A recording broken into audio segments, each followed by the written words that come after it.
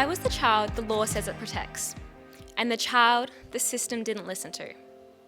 On 27 August 1990, Australia signed the United Nations Convention on the Rights of the Child. Our Family Law Act refers to it.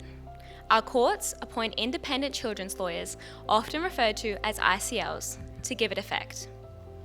And yet, from my lived experience, the very rights meant to protect children are too often reduced to paperwork instead of practice, leading to the destruction of families. Hi, I'm Lily. I'm 21 years old, and being a mother is one of the most important parts of my life.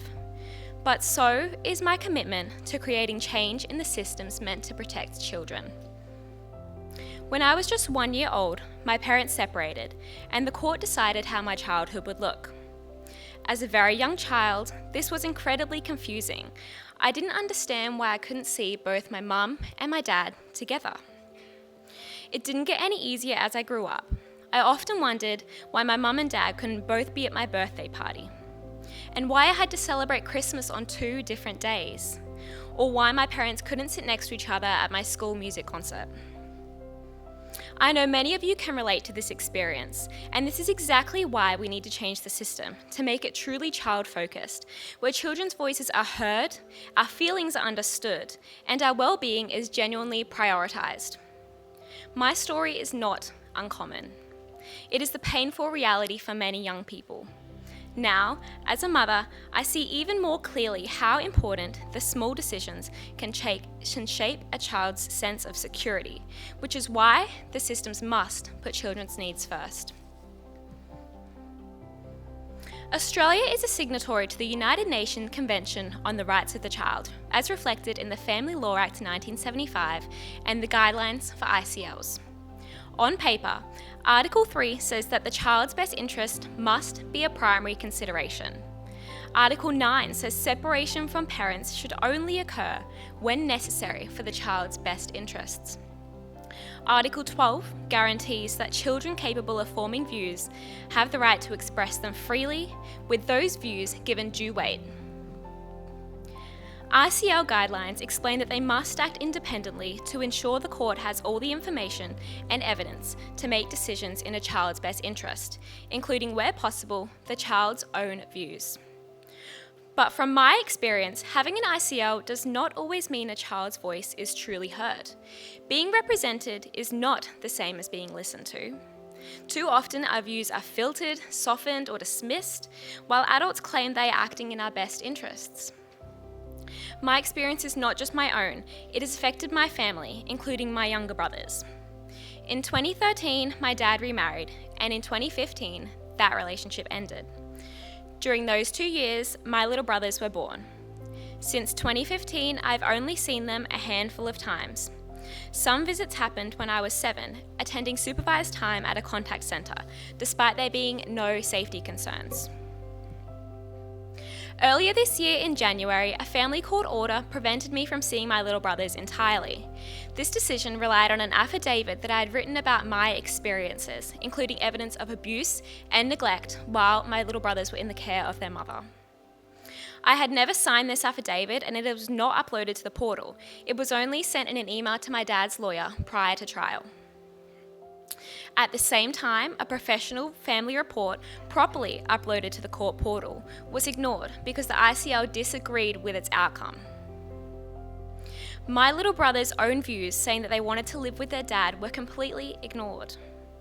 This highlights how decisions that deeply affect children can be made without transparency, consistent standards, or a genuine consideration for the child's lived experience. When a child's voice is ignored, safety becomes a thing of the past. Relationships and trust are disrupted. True participation means that children influence decisions, not just appear on reports. Too often, children's voices are treated as data points rather than lived reality.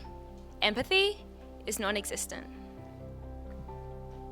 This is why my father and I created Lilly Children's Contact Centre, to provide safe, neutral, and respectful spaces where children can maintain relationships, feel secure, and have their well-being genuinely prioritised. But Lilly is more than just a contact centre. It is action. It is accountability. It is proof that child-focused practice is not just a theory, it is achievable.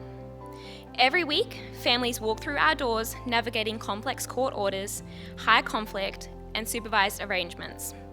Children who might otherwise lose connection with a parent or sibling are instead given a safe space to maintain those relationships with dignity. Last year alone, Lilly helped over 100 families stay connected where they might otherwise not have. I've seen mothers and fathers go from not speaking at all to doing changeovers together and having conversations with what is best about their children. We are able to change the trajectory of children's lives. Each visit represents a child who still gets to know their parent, a sibling who gets to hug their brother or their sister, a relationship that is not lost to the process or the paperwork. The impact is real. We see how children grow in confidence. We see anxiety reduce. We see trust slowly rebuild. But most importantly, we see children feel valued, heard, and safe. This work proves that change is not only necessary, it is possible. Community-based child-centered models like Lilly are making a tangible difference every single day. And this approach is scalable. It can be strengthened and it can be embedded more closely across our systems. I'm not only advocating for reform, I'm living it in my day-to-day life. I'm actively building the kind of child-focused practice I wish had existed for me. This is doable. Children deserve nothing less. It works, and it's achievable, and it brings real results. A happy ending is possible, as shown in this photo of my mum and dad at my son's first birthday party. Children separated from family unnecessarily risk long-term impacts on trust, stability, and identity. My idea for change is simple. Move from best interests as a legal concept to best interests as a lived standard. Creating safe ways for children to be heard is essential.